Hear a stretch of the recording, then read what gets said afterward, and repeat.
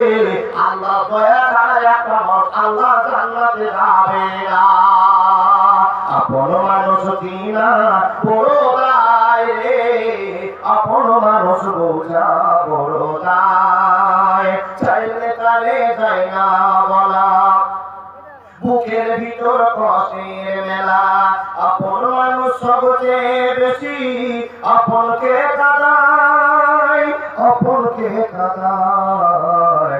আপন মানুষ কিনা বড় দায় রে, আপন মানুষ বোঝা বড় দায়। বাবুই পাখি ঘর বাঁধিলে হয় না ঘরে ঠাই, ঝড় বাদলে কাটাইলে সে ঘরের দরজায়।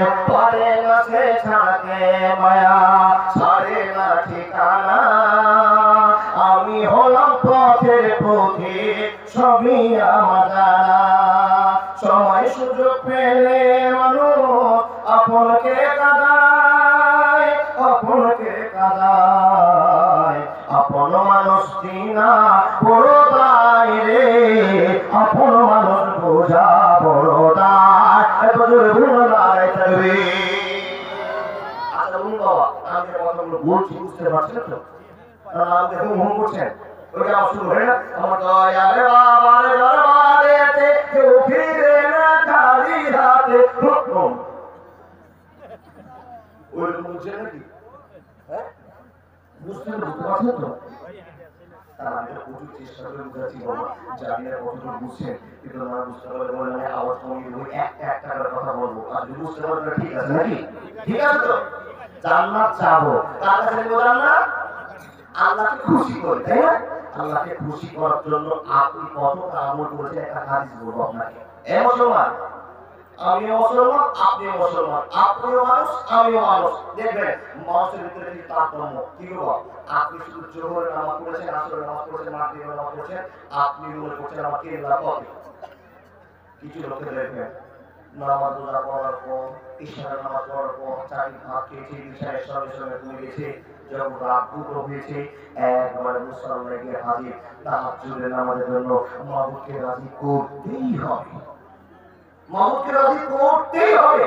তাহলে আপনি আর আমার ভিতরে পার্থক্য হলো না? আপনি তাহাজ্জুদ করেন, পার্থক্য হলো না? এবার হাজার পার্থক্য মিলে করা যায়। আপনার একটাই প্রশ্ন আপনার কাছে, আপনি আল্লাহকে কতটা খুশি করেছেন?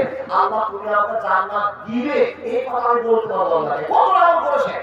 মরার পরে যে আপনাকে জিজ্ঞেস করবে, মরার পরে যদি মরে থেকে যেতাম, কেউ মরার পর করতো না, মরে থেকে যেতাম, তার সমস্যা ছিল না। মরার পরে জুতা দিয়ে উঠাবে, খবর দে। কত খবর? মিনিটের খবর, সেকেন্ডের খবর, ঘন্টার খবর, মাসের খবর, দিনের খবর, বছরের খবর তুমি দাও। কি বলে আমি কিছুই দিতে পারবো না। একটা কথা বলবা, আপনি জান্নাতের জন্য কতটা চেষ্টা করছেন আর নবী সাহাবারা কতটা চেষ্টা করেছেন, একটু করে শুনুন। আল্লাহ বান্দা কি হাদিস বলবো? আবু হুরায়রা রাদিয়াল্লাহু তাআলা আনহু বলেছেন, দেখেন নামাজ রোজা পড়ার পর জান্নাতের জন্য দান করতে হবে, সাদকা করতে হবে, গরীবকে ভালোবাসতে হবে, ইয়াতীমকে খাবার দিতে হবে, ইয়াতীমের মাথায় হাত ধোয়াতে হবে, মাদ্রাসাতে শ্রম দিতে হবে, মসজিদের মাথায় করে ধরে বলতে হবে। যদি আপনি মন্ত্রী হন তবুও আপনাকে মসজিদের কাজে নিয়োজিত হতে হবে, একটা ইট ঘাড়ে করে ঢোলাই করে পৌঁছে দিতে হবে, আপনার জীবনে কিলোমিটার যাবে। হে মুসলমান, নামাজ রোজা হজ যাকাত করবা, যত আদার্স আমল আছে সবই করতে হবে। যদি না করে তো জান্নাতে যেতে আপনি রুকে যাবেন। আয়েশা সিদ্দিকা নবীকে জিজ্ঞাসা করলেন, নবী গো জান্নাতে যেতে পারবো? তো নবী কি বলছেন, আয়েশা এমন আমল করো যেন তোমার খাতাটা চেক না হয়, এমন আমল আল্লাহকে দেখাও যেন তোমার কোনো সমস্যা না থাকে। নবী আমি তো এই আমল করার জন্য পাগল হয়ে আছি, আল্লাহকে কি করে সন্তুষ্ট করি, কি করে খুশি করি? আয়েশা যার ভিতরে এই টানটা থাকবে আমি আল্লাহকে খুশি করবো, সেই কোনদিন পথ হারা হবে না, হবে না, হবে না। এবার আপনি 4 রাকাত নামাজ পড়ে, 2 দিন নামাজ পড়ে, মুসাল্লিগিরি দেখে নিয়ে এত আপনার ভাব হয়েছে, মনে হচ্ছে আপনি জান্নাতের ভিতরে এক নম্বরে আপনি, আর তুমি তো জান্নাতি নয়। হ্যাঁ, এটা হিসাব। কিন্তু দেখুন তো আপনি কি আমল করেছেন, আপনারা কি আমল করেছেন? এবার তার নামাজ রোজা করার পরে আদার্স আমল করতে হবে না, হবে না? আপনারা আমল করেন না। কত আমল? রাস্তা দেখাচ্ছেন, বড় একটা ইট পড়ে আছে, পড়ে আছে, সাইকেলে যাচ্ছেন, চট করে আপনি নেমে গেল সাইকেল থেকে, আপনার বিবেকে ধাক্কা দিল, ইটটা পড়ে আছে, কোন যুবক ছেলে আর কি আর মোটরসাইকেল নিয়ে আসবে আর এই ইটের ধাক্কা খেলে দিয়ে অ্যাক্সিডেন্ট হয়ে যাবে। চট করে আপনার বুদ্ধি হলো, নেমে সাইকেলটা স্টার্ট করে ইটটাকে দূরে সরিয়ে দিলেন। এই কাজটাও করতে হবে, যদি করে থাকেন তবে জান্নাত যেতে পারছেন। আর সবচেয়ে ছোট পাপের কথা আপনাকে বলছি, ছোট নেকি কথা বলছি, এটাও আপনাকে করে রাখতে হবে, নাহলে জান্নাত যাওয়া যাবে না। আপনি ভাবছেন ৫,০০০ টাকা দাম দিলে ক্লিয়ার হয়ে গেল, নামাজ পড়ে ক্লিয়ার হয়ে গেল, রোজা হলে ক্লিয়ার হয়ে গেল না। সব আমলগুলোকে এক জায়গায় জড়ো করতে হবে। মাদ্রাসার ওস্তাদে যাচ্ছে হাঁটতে হাঁটতে, হঠাৎ করে আপনি মোটরসাইকেলে যাচ্ছিলেন, ওস্তাদকে বলছেন বাবা কোথায় যাবা, ঘর থেকে মাদ্রাসা যাবো, উঠো উঠো উঠো উঠো উঠো, মোটরসাইকেলে নিয়ে কসম আল্লাহ, এই ইবাদতটা আপনাকে জান্নাতে নিয়ে যাবে। ছোট ছোট আমলকে আপনার সাহায্য করবে কে? নামাজ। এই 100 নাম্বার পৌঁছে দিয়ে তিলকাল জান্নাতুল লাকি নূর সবিলে ইবাদাল্লাহ মান কানা তাকিয়া, শুধু দোয়া আমল করে জান্নাতে চলে যাব, খবরদারি ভুল করবেন না, আপনাকে এডিশনাল আমল করে জান্নাতে যেতে হবে। প্রমাণ নামাজ নিয়ে পড়ছেন, লোকটার নাম হলো আব্দুর রহমান আবু হুরায়রা রাদিয়াল্লাহু তাআলা আনহু বর্ণনা করছেন। দেখুন তো তার কেমন আমল করছেন।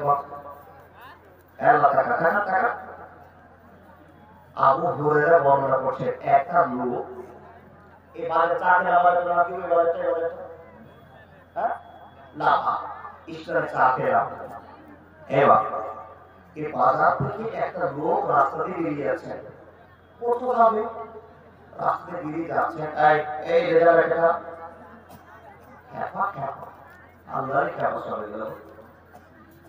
তাকে আমাদের লোকটা বেরিয়ে যাচ্ছে, তো আকাশে মেঘ, আজকে মেঘ হোক না বৃষ্টি হলো, এই দেখেন এখানে সমস্যা আছে, যেটা আকাশে জমে থাকে সেটা হলো মেঘ, আর যেটা ঝরে পড়ে বুঝে গেছেন তো, মাছের বুড়িয়ার লোক কোনো ঠাপায় হবে তো পুরো চালা আছে। হ্যাঁ জি না, আলহামদুলিল্লাহ আল্লাহ পাক কবুল করুন। যেটা জমে থাকে সেটা মেঘ, যেটা ঝরে পড়ে যায় সেটা হলো বৃষ্টি। আকাশে মেঘ জমে আছে, এই লোকটা বাজার থেকে বের হচ্ছে, তো বাজার থেকে বেরিয়ে আওয়াজ শুনতে পাচ্ছে, মেঘের ভিতরে গড় গড় গড় গড় গড় গড় করে আওয়াজ করছে, আর আমাদের ভিতর থেকে একটা শব্দ ভেসে আসছে, কি ইসকে হাদিকাতা ফুলানিন, ইসকে হাদিকাতা ফুলানিন, এই মেঘ খণ্ডটা উকে বাগানে বর্ষণ হয়, ওই জায়গায় পানি বর্ষণ হয়, কথা উত্তর বর্তমান মনোযোগ দিয়ে শুনুন। এখানে 10টা বাগান আছে, এখানে 15টা বাগান আছে, আর যদি মেনশন করে একটা বাগানে পানি বর্ষণ হয়, তো গোটা এলাকার মানুষের চোখ কপালে উঠবে কিনা। বন্ধু দেখেন আল্লাহ রাজি করেছে কি করে। হে বন্ধু, 10টা বাগান, 10 বিঘা বাগান, 10 জন মানুষের, কিন্তু একটা বাগানে যদি আকাশের পানি হয়, তো আপনাদের মনে প্রশ্ন জাগবে, এই লোকটা কেমন করে বাগানে হিসাব করেছে, কেমন করে আল্লাহকে রাজি করেছে, 10 জনের ভিতরে একজনের বাগানে পানি হচ্ছে, আপনার প্রশ্ন হবে কিনা বাবা। এ আল্লাহর বান্দা, লোকটা বাজার থেকে বেরিয়েছে, আর আওয়াজ পাচ্ছে কানের ভিতরে, একটা মেঘ থেকে গড় গড় করে আওয়াজ আসছে, ইসকে হাদিকাতা ফুলানিন, ইসকে হাদিকাতা ফুলানিন, উনকে জমিনে পানি বর্ষণ হয়ে যায়। লোকটা অবাক হয়ে গেল, জীবনে এরকম দৃশ্য কথা শোনেনি, কোনদিন তো শব্দ শুনতে পাইনি, মেঘে কথা বলে আর মেঘের ভিতর থেকে আওয়াজ হয়, কোনদিন তো জানা ছিল না। লোকটা হতভম্ব হয়ে গেল, লোকটা বেকুব হয়ে গিয়ে ফেলফেল করে তাকিয়ে আছে, এই মেঘের ভিতর থেকে আওয়াজ শুনলাম, কিন্তু মেঘ কোন দিকে যাবে, মেঘের টুকরো কোন দিকে যাবে, এটা না দেখলে কখনোই পিছা ছাড়বো না।